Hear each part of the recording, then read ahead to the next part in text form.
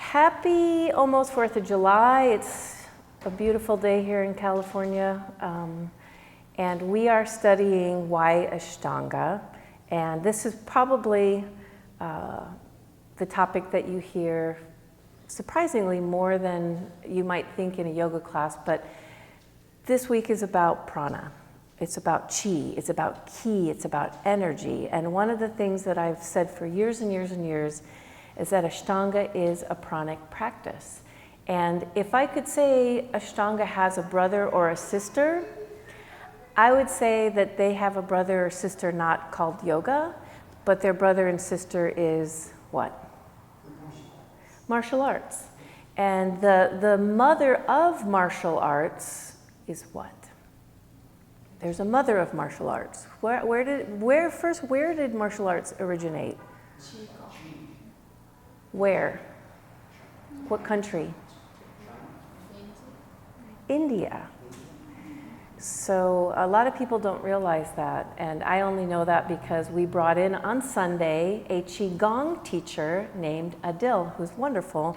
He'll be teaching here this summer, and Adil was talking about the power of Qi, the power of prana, and how Qigong is the mother of Tai Chi, and all the other martial arts that have evolved over the years really began with Qigong. And I was excited for him to come because for years I've been telling everyone like, oh, it's most similar to Tai Chi, it's most similar to Qigong. And I oftentimes love whenever I get the chance to talk about Bruce Lee and what a master he was of holding his prana. And even for his size, he was one of the most powerful men. And even though he could kick or use his hands for this incredible strength, he had this lightness and fluidity that even people in martial arts, it's hard to compare. He was a master. And he was a master because he was able to hone in his power in what we refer to as, this area is the yoga locking system. So we refer to it as what? Your bandhas. You have two primary bandhas that we use in the Ashtanga system, Mula Bandha, your perineal muscles contracting, and Uddiyana Bandha means what in English? Fly it upward. So it's below the navel, moves in and pulls up. And why do we consider this a lock? What is it locking? These are simple questions. Do, do, do, do, do, do. It's locking in the prana. So for us now, I'm going to make a comparison to the brother Qigong of the system, which is they have the exact same system of pulling in the center and locking in the center, and they refer to it as the dantian. So the dantian and the bandhas are in that exact location here, and the idea of locking it in, or in Qigong, we hold the Qi, is this way of holding your energy in. So we understand now that, in yoga, this idea is that rather than having my messy energy all over the place, is that I focus, sthira, and I pull it in, and I move from this very strong rooting system, and I wind up rooting through my feet, rooting through my butt sometimes, my sit bones, rooting through my arms.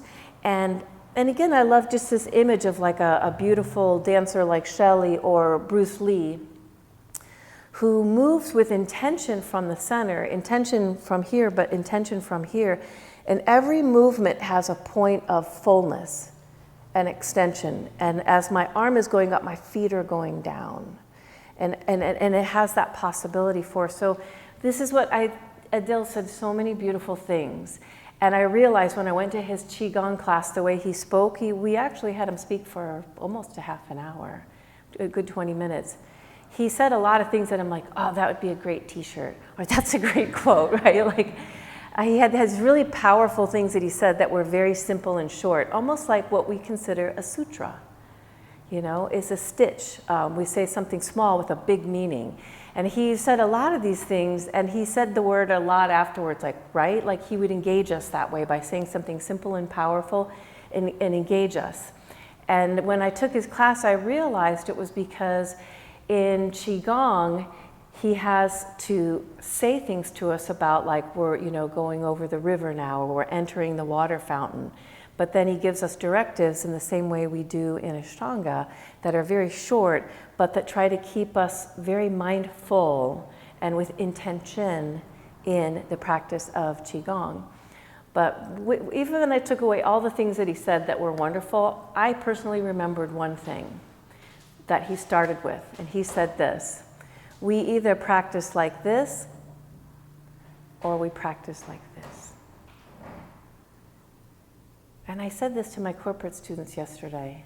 And right away, before I could even say it, Mike said, we should live our lives that way, right? And it was so beautiful because that's why we do Qigong.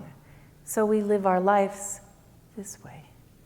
But we start to recognize then when you do a practice like Ashtanga, you do a practice like Qigong where you're breathing and moving to your fullest and focusing, that it takes you to these internal places in that pot that I describe, rather than always in that external place. And we start to be able to, and this is one of the reasons I brought Adil in, is obviously because he's going to be teaching here this summer. But when all of us did our Qigong practice with him, I said, at the very end, we were about to start our Ashtanga practice, and I said, I want you to take what you just did now into your Ashtanga practice. And I want you to move with fluidity and strength and intention. And keeping the eyes open and having your drishti in everything we do moves prana. It's the same as Tai Chi. It's the same as Bruce Lee. It's moving that prana through these regions we call vayus in our system, or nadis. In their system, they would refer to them as meridians. It's the same old system. It originated from the same place where we use a movement practice to become more mindful human beings, to get more in touch with our own prana. And that's what I love to study, is that I am energy. And now, if it used to seem a little bit woo-woo, it's not anymore. We completely understand that my tissue, everything in me is an energy body. And my energy body, we're understanding more and more with neuropsychology and quantum physics, that my energy body extends an arm length away from me. At all times, there's this energy field around me. And as Karen talked about it, she talked about the rings like a tree, that we can identify that energy. People have different thoughts about how we identify that energy. But in Ashtanga, we start to know that the more you work with your own energy in this practice, the more you become an expert like Carolyn Meese, an intuitive like Karen Kingston, an intuitive like Adil, a Qigong master. You're Ashtangis, you do a pranic practice, you become better at reading your own prana, understanding your own prana, and reading the prana that exists in every space. We used to think between Mark and I, there was nothing, a mat. Now we understand between Mark and I, there's an electrical field. There's a magnetic field between us, and that even before we speak to each other, there's already an exchange. Animals, we know that from animals, right? But without language, I think Bruce Lipton was saying this, without language, we could all communicate with each other. We could all energetically find that communication. So I'm going to share something that Carolyn Meese wrote from Anatomy of the Spirit, which we've studied many, many times. And I want us to kind of drop this into what we're doing here today with Primary Series. I want you to consider, this is written about energy medicine. I want all of you to consider that Primary Series today is energy medicine. It is a methodology to keep all of you healthy in your bodies, in your energy body, your physical body, and in your mind body. Everything that is alive pulsates with energy, and all of this energy contains information. That's very exciting to me. While it is not surprising that practitioners of alternative or complementary medicine accept the concept, like Ashtangis, even some quantum physics acknowledge the existence of an electromagnetic field generated by the body's biological process. Scientists accept that the human body generates electricity because living tissue generates energy. Your physical body is surrounded by an energy field that extends as far as you can extend your arms and the full length of your body.